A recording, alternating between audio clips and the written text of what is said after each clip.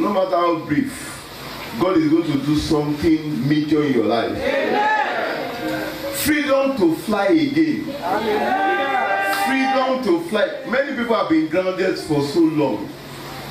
But through these few moments, I tell you, wherever you are, God is going to activate your flight. Amen. In the book of Genesis chapter 8, Genesis 8, 1 to 3, they will now read 10 to 12. This happens to be the story of Noah. He had been in the ark of Noah for so long. But that ark became ark of frustration. Because I can't imagine you, for example, if you are told to stay where you are now, one day, it's still bearable. 1 week, maybe bearable. 1 month, you'll be wondering, even though you are going about, you want to go out. 2 months, not living. House arrest has killed many people faster than people are taught. Whenever they want to get it, there are some people that they are shakers, Saddam Hussein. Shakers, terrorists of their generation. How did their health depreciate so fast and they were forgotten? Put them in a place. Don't beat them. Just let them be restricted over time. The person will be forgotten. Many people have been under a kind of confinement, but today is your freedom. Amen. Let me quickly read it.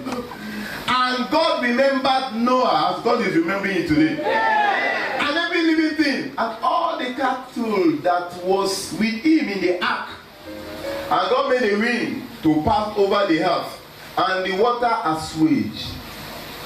The fountains also of the deep and the windows of heaven were stopped, and the rain from heaven was restrained, and the waters returned from all the earth continually. And after the end of the 150 days, the waters were abated. 10 to 12. God bless you. And he stayed yet another 7 days.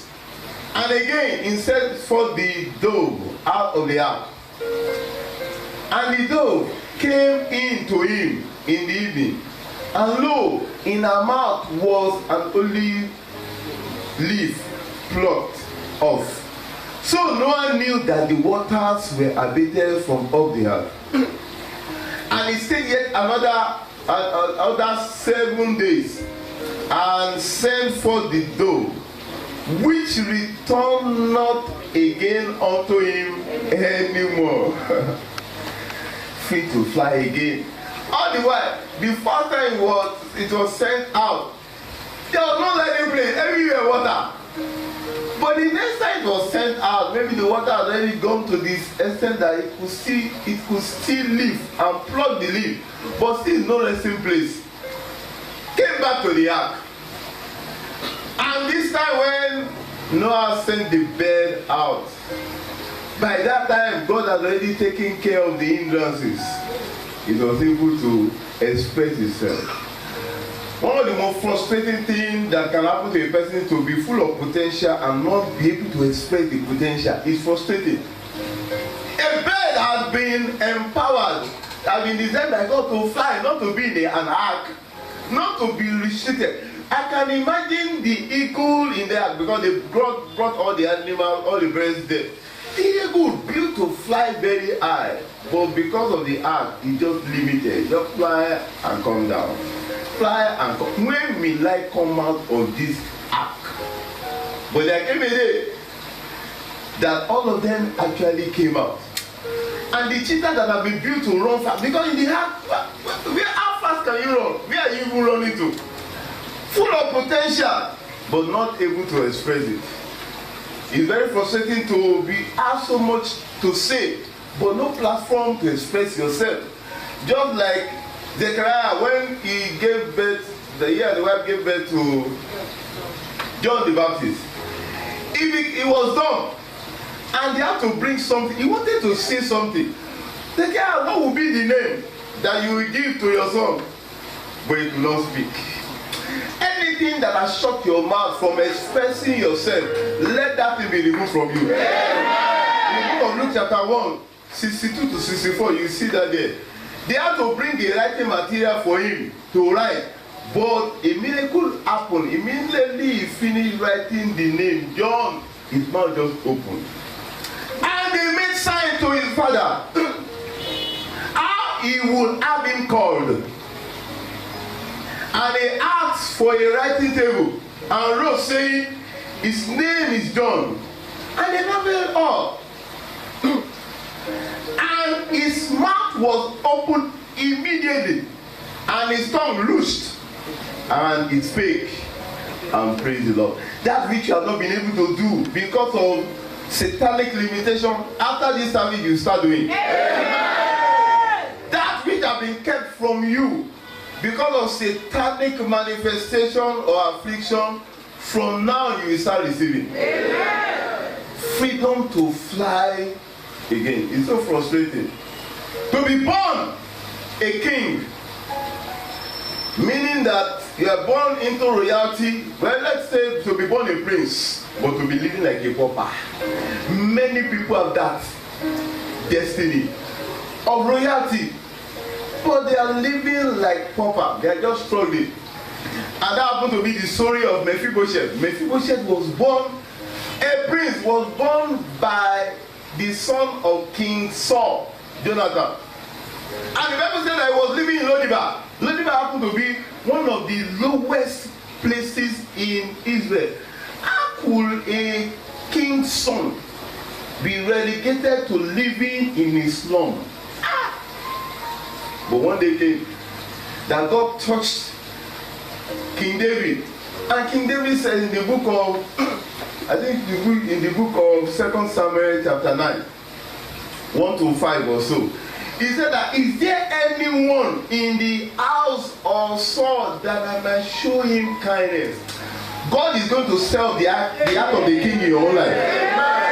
The people in authority that have your blessing, that have the capacity to bless you or to promote you, God will not allow them to rest today. That's the attitude of God. Mordecai's blessing was connected to King Ahasuerus. He could not sleep. The king in your life will not sleep until they have effected that promotion, until they have released that contract, until they have connected you to that particular thing you have desired. And they called him. He was even afraid. What have I done? But he had been granted all this while.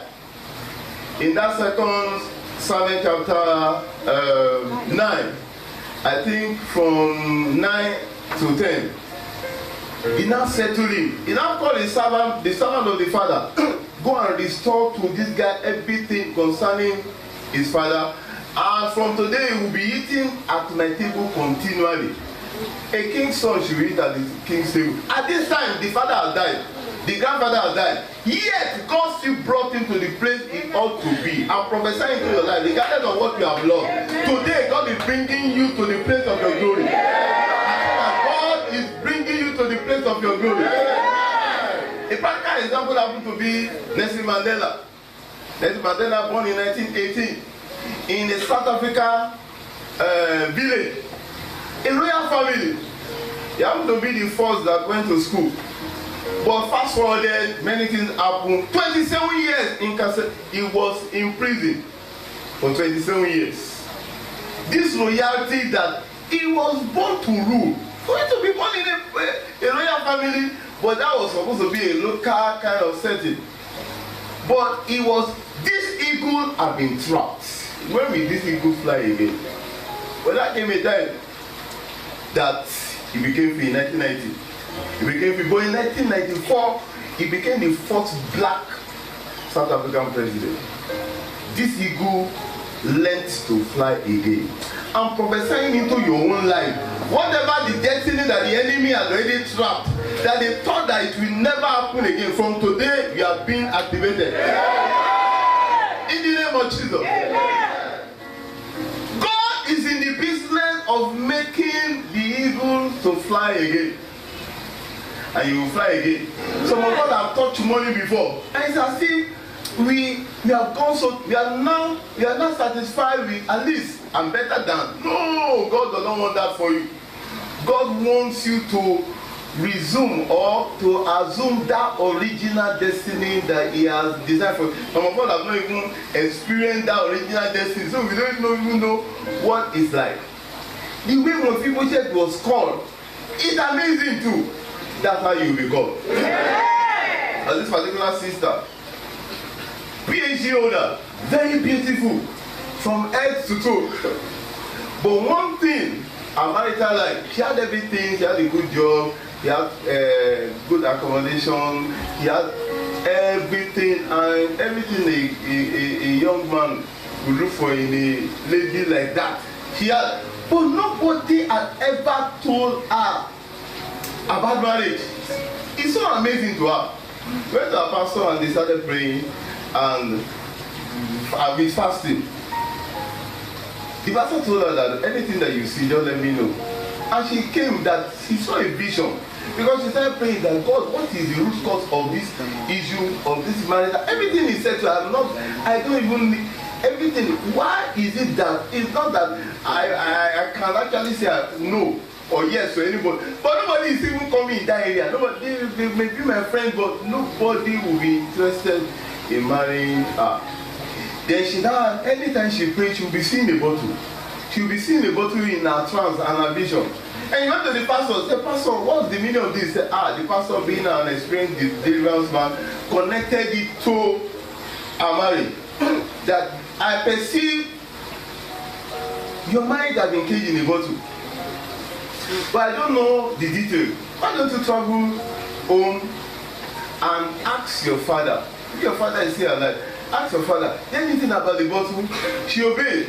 She traveled to see the father and asked the father, is there anything about the bottle? He said, the father just put the hand on here. Oh, the bottle. He said, is there anything? And yes, when you were born, we saw how beautiful you are, and everybody said, wow, we have never seen this kind of beautiful person in our family before. And my father, who happened to be your grandfather, suggested that they will not allow this girl to even finish school before she will be impregnated. Why don't you do something and lock up that area of her life? And he did something. They brought the bottle and put it underneath his bed, grandpa's bed, and that when she will finish her PhD, then they will release the thing. He said that, but we have forgotten since that you have even finished your PhD. She now went there, she saw bottle hanging and the grandpa's, who was late at that time, bed. Wow. She took it, went back to her pastor in the state she was staying, and they prayed some prayer and shattered it. From the last ahead of that sister, she's happily married now. I am prophesying into your own life. Whatever has not made you to fly high the way God has designed you, let the power of God locate that thing. In the name of Jesus. And the Bible said that Lord released the bed, but the bed did not come back again. The bed has found a final expression. I don't care how many times that you have been disappointed in that your profession, in your marital life, concerning your health, or concerning any prayer you have been praying. Today is the day of visitation. Rise to your feet and say, Father, thank you. For today is my day of divine flight. In the name of Jesus. Free to fly again. Free to fly again. In Jesus' mighty name, we have prayed. Say, Father, anything that is not allowing me to express my full potential, as a man, as a woman, as whatever, Father, remove it.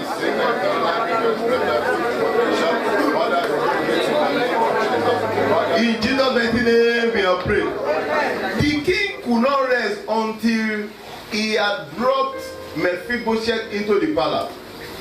The king could not rest until he has thought concerning Mordecai. Open your mouth and pray and say, Father, anybody that is connected to my breakthrough, let that person not rest until the person has settled me in that regard. Let that person not rest until the person has settled me In Jesus' mighty name, we have prayed.